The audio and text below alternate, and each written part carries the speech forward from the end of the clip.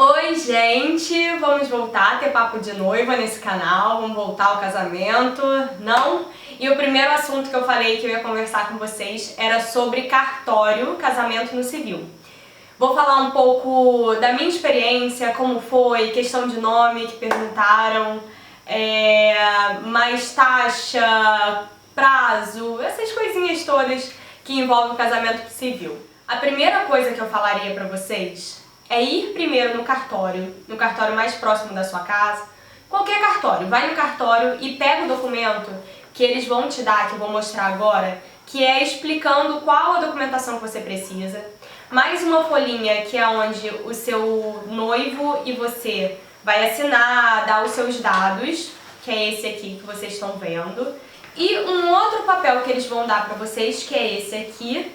Tudo isso sobre as testemunhas de vocês e a assinatura. Então, primeiro vocês vão no cartório, vão pegar esses 3 papeizinhos que eles vão te entregar. E na hora de dar a entrada no cartório, vocês vão levar esses 2 últimos papéis, que é o de você e do seu noivo, mais das 2 testemunhas, com todos os documentos que eles pediram.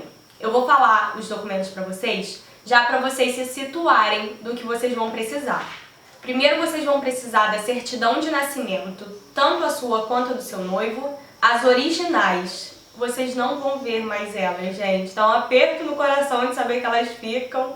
Mas aí eu aproveitei, tirei xerox, autentiquei, pra pelo menos guardar pra mim. E teve amiga minha que tirou foto, né, Mari? Tirou foto com a certidão de nascimento pra vocês guardarem de lembrança, porque a certidão não vai voltar mais pra vocês. Além da certidão de nascimento, vocês precisam da xerox autenticada do CPF de vocês, mais a identidade. Pode ser a identidade ou a carteira profissional, ou então o CNH, a carteirinha sua de motorista. E um comprovante de residência. Sendo um comprovante de residência ou no seu nome, mas se você não tiver no seu nome, no nome dos seus pais. Caso você não more com seus pais e o seu documento de residência esteja no nome de outra pessoa que não seja o seu nem o dos seus pais, vocês vão precisar de uma declaração com firma reconhecida. E além desses documentos, vocês vão precisar do documento das 2 testemunhas. No caso, o CPF e a identidade delas, também com cópia autenticada. Aí, gente, nesse dia, você já tem que ter escolhido o nome que você vai ter quando casada e também qual vai ser o tipo do casamento. Eu vou falar sobre essas 2 questões mais pro final, certo?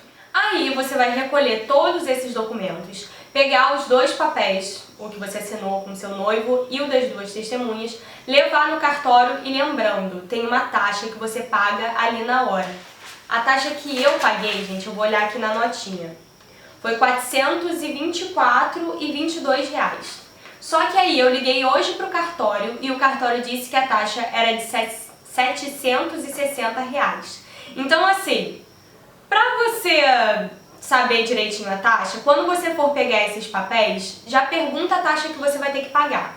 Outra coisa, o cartório que eu paguei só aceitava dinheiro, só que o outro cartório que eu fui aceitava cartão. Então fica ligada nisso, se o seu cartório aceita cartão ou se ele só aceita dinheiro, pra você estar prevenida no dia e ter, né, a grana pra dar. Aí, gente, você entregou esses documentos, não precisa ir com a testemunha, pelo menos no meu cartório não precisou. Tem que ir você e o seu noivo.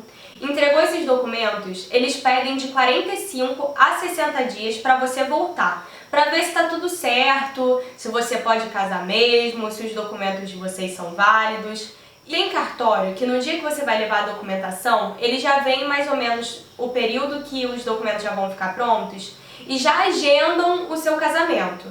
Agora tem cartórios que não, tem cartórios que eles só vão aceitar depois que os documentos estiverem tudo direitinho, aí sim você vai marcar a data. Aí você marcou a data, isso também vai depender do cartório que você marcar. Por quê? Porque tem cartório que só faz casamento no sábado, tem cartório que só faz casamento na quarta. Vai depender do cartório que você marcar. Sendo que é sempre no cartório mais próximo da sua casa ou do seu noivo.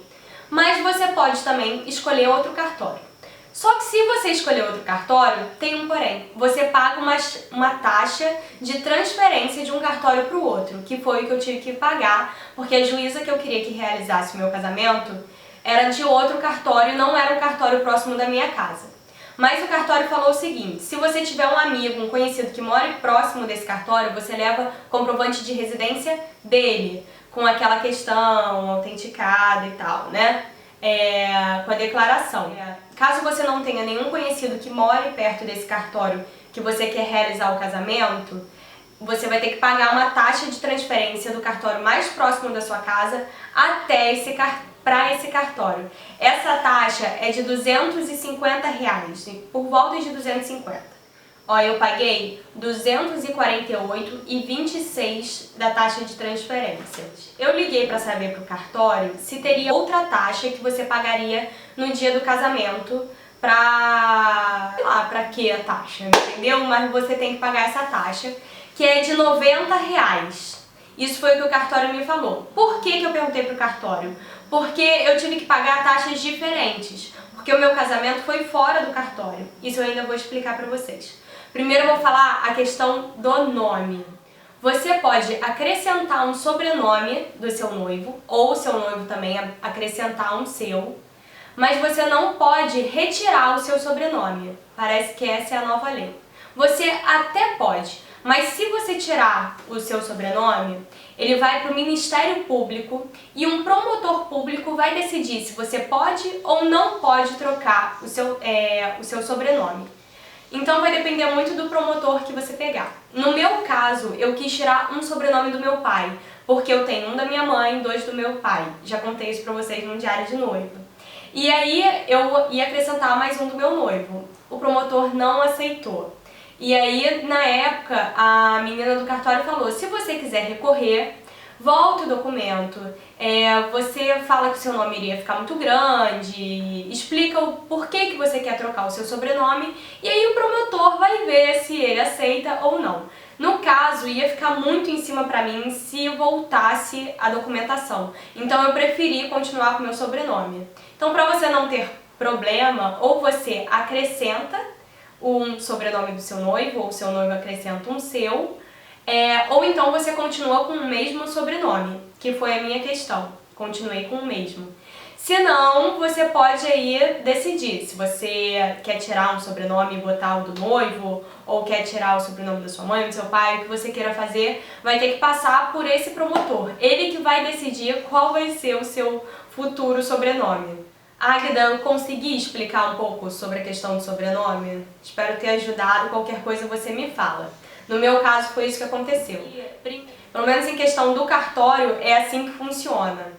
Sobre regime de casamento, você também já vai ter que falar no dia que você levar os documentos. Tem 3 tipos, deixa eu pegar aqui na minha colinha. Comunhão parcial de bens, comunhão universal de bens e separação total de bens. Eu vou falar sobre cada uma. A comunhão parcial de bens é a seguinte, que foi a que eu e meu noivo escolhemos. Você vai definir que depois do casamento, tudo que vocês construírem juntos é seu e do seu noivo. E o que foi antes construído é de cada um. Comunhão universal de bens. Comunhão universal de bens é quando tudo, desde que vocês nasceram, tudo que pertence a você e ao seu marido, agora vai ser dos dois. Até o que vocês herdaram, tudo, a partir de agora, será dos dois. E separação total de bens, até a partir do casamento, o que é seu e o que é do seu marido é do seu marido. Não tem nada de vocês dois, a não ser que vocês assinem algo que seja dos dois. Mas até depois do casamento, será tudo separado. Um período bom que o pessoal fala lá no cartório para dar entrada é de 3 meses antes da data que você queira se casar. Então, no caso assim, porque o que acontece? O documento, depois que é tudo aceito, ele só aceita ele só tem 3 meses de validade. Então, se você quer casar na igreja, você tem só esse período de 3 meses para o documento ainda estar válido. E até para você marcar o casamento no cartório. Passou de 3 meses, você vai ter que fazer todo o processo novamente. Então, assim, pensa em 3 meses aí para você conseguir marcar o casamento. Então, essas foram as minhas dicas.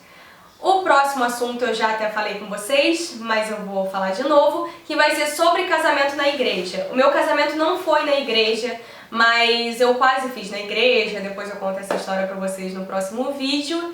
Então eu sei pelo menos um pouco da questão de documentação, mas o que vocês quiserem perguntar, vocês deixem nos comentários que eu vou tentar tirar o máximo de dúvidas, tá? Eu espero ter ajudado muito sobre a questão do cartório, porque inicialmente eu sei que a gente fica completamente perdido, então eu espero ter ajudado com a minha experiência. E qualquer coisa comentem, se gostaram curtam. E se você é novo por aqui, se inscreve no canal para não perder nenhum vídeo, que eu espero ajudar muito as noivas por aí, tá bom? Beijo, gente, e até o próximo.